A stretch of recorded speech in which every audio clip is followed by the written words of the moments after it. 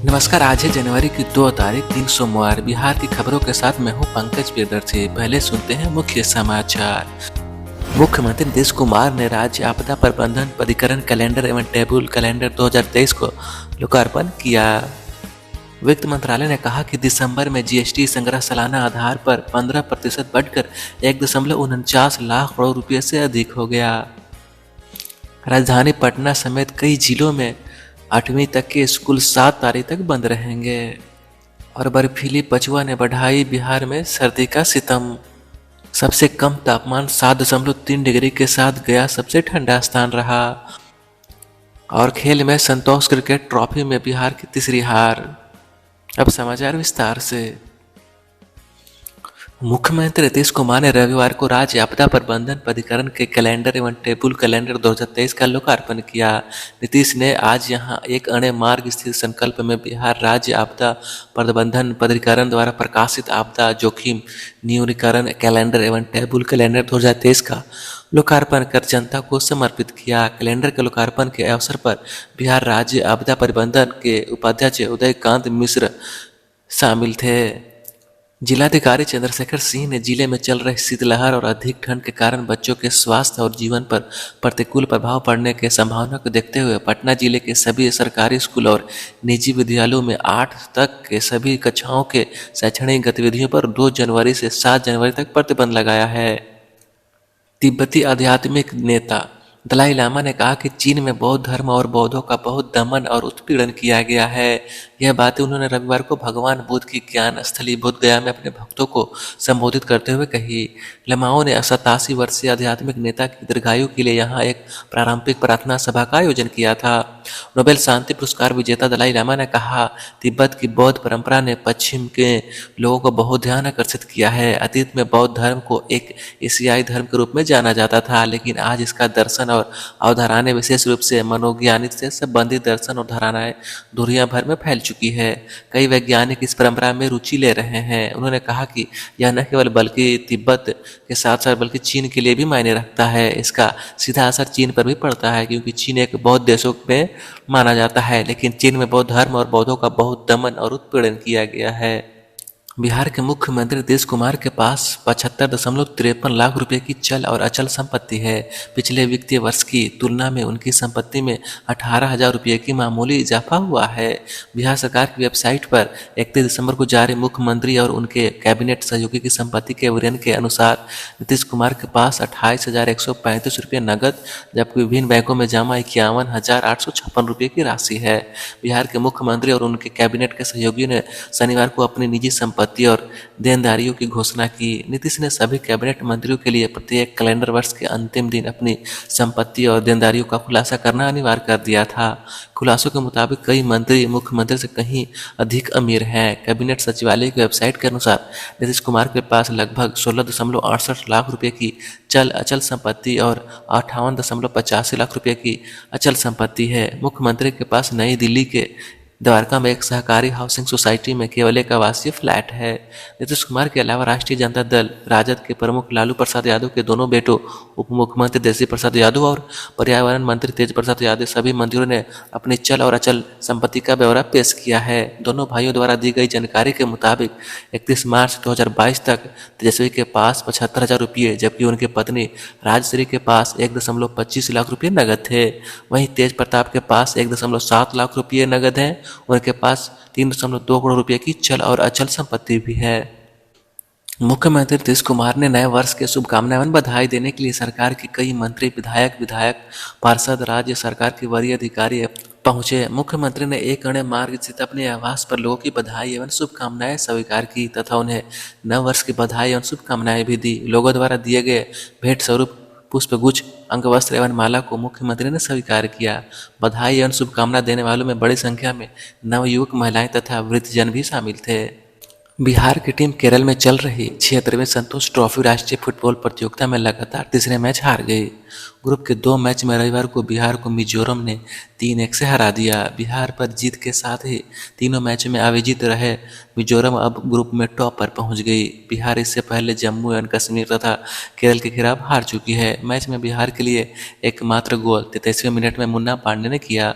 मिजोरम के लिए वांडलाड रितुवाला ने दूसरे मिनट में पहला गोल किया। इसके बाद बदलू खिलाड़ी लबाइका डिका ने लगातार 2 गोल 59वें और 92वें मिनट में किया। रेफरी ने मिजोरम के लाल आउटेफेला को 92वें मिनट में पीला कार्ड दिखाया। मौसम विज्ञान केंद्र के अनुसार सुबह में अगले 3 दिनों तक घना कोहरा छाए रहने की संभावना है।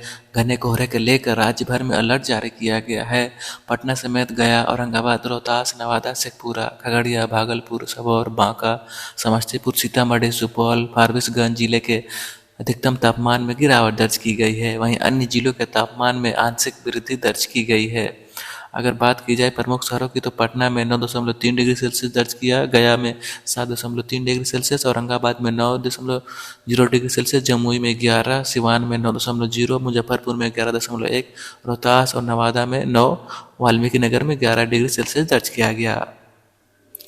बिहार में इंजीनियरिंग और पॉलिटेक्निक संस्थानों के कामकाज पर भारत के नियंत्रक एवं महालेखा परीक्षक कैग की एक रिपोर्ट को लेकर मुख्यमंत्री नीतीश कुमार की अगुवाई वाली राज्य की महागठबंधन सरकार और विपक्ष दल भारतीय जनता पार्टी के बीच वाकयुद्ध छिड़ गया है।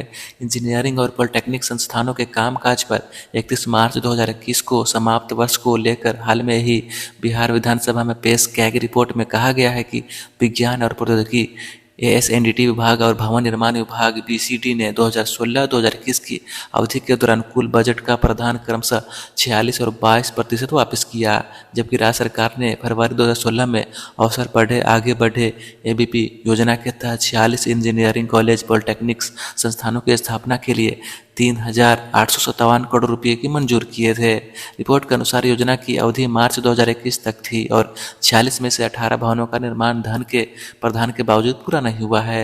एक रिपोर्ट के अनुसार अखिल भारतीय तकनीकी शिक्षा परिषद द्वारा निर्धारित मानदंडों के खिलाफ शिक्षण कर्मियों की भारी कमी और गैर शिक्षण कर्मचारियों की लगभग अनुपलब्धता के कारण बिहार का विज्ञान एवं प्रौद्योगिकी विभाग इस योजना को ठीक से लागू नहीं कर सका, जो तकनीकी शिक्षा की गुणवत्ता को प्रतिकूल रूप से प्रभावित कर सकता है।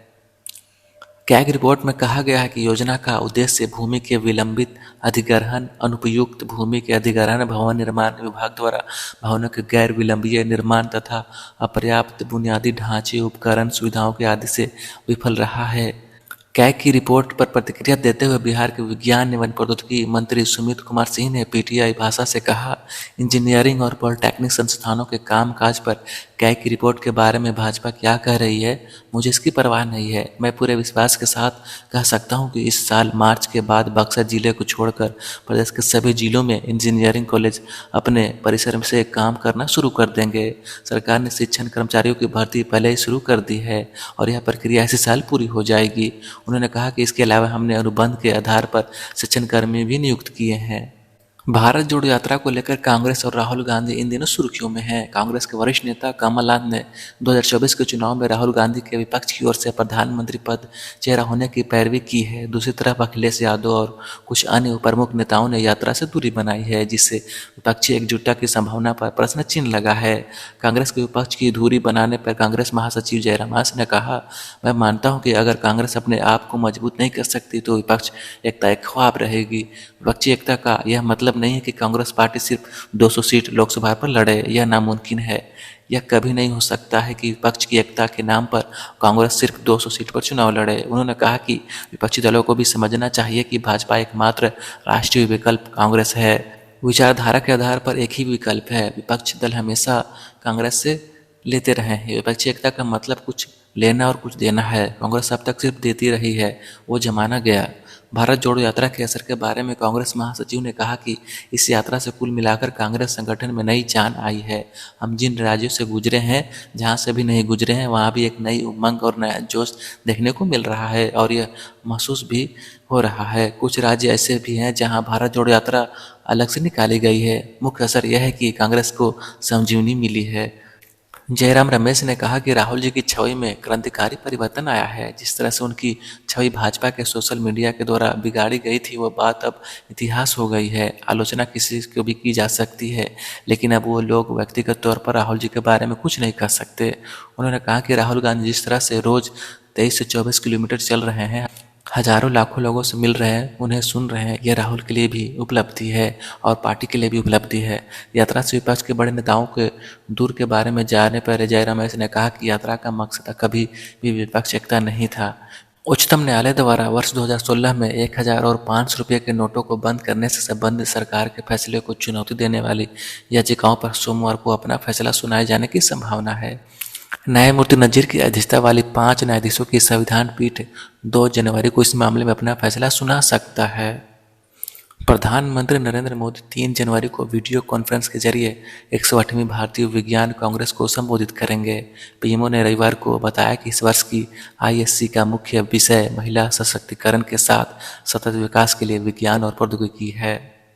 भारतीय रेलवे के वरिष्ठ अधिकारी अनिल कुमार लोहटी ने रविवार को रेलवे बोर्ड रेल मंत्रालय के नए अध्यक्ष एवं सीईओ का पदभार ग्रहण संभाल लिया है। मंत्रिमंडल की नियुक्ति समिति ने लोहटी को इस पद पर नियुक्ति की मंजूरी दे दी है।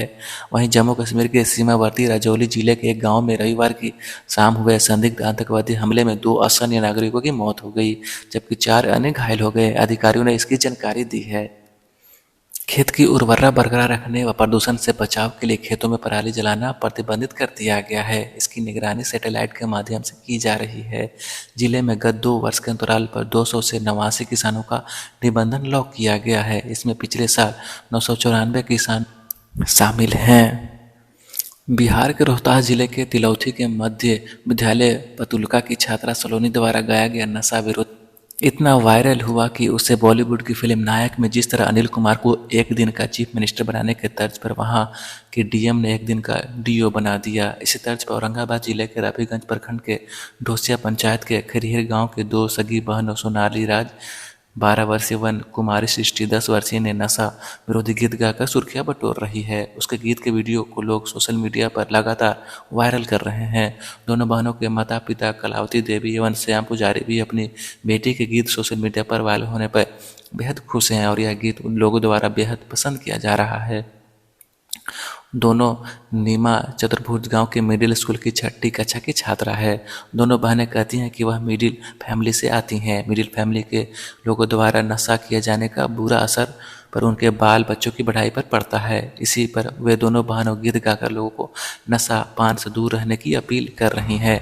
अब देखना यह है कि इन दोनों बहनों के गीत का समाज पर कितना असर होता है। संसद की एक समिति ने सरकार से 140 वर्ष पुराने उस कानून में संशोधन करने को कहा है जो जमीन के मालिक को अपनी संपत्ति के नीचे पानी पर पूर्ण नियंत्रण रखने और अपनी इच्छा के अनुसार भूजल का उपयोग करने में सक्षम बनाता है। संसदीय समिति ने इस विषय पर सरकार के जवाब को अस्वीकार करते हुए कहा कि कोई भी जल संसाधनों को दोहन करने और प्रदूषित करने के लिए स्वतंत्र नहीं है तथा जल संसाधन विभाग को भारतीय सूक्ष्मचार अधिनियम 1882 में संशोधन के लिए ठोस प्रयास करना चाहिए। इसी के साथ इस समाचार का यह बुलेटिन समाप्त होता है। नमस्कार।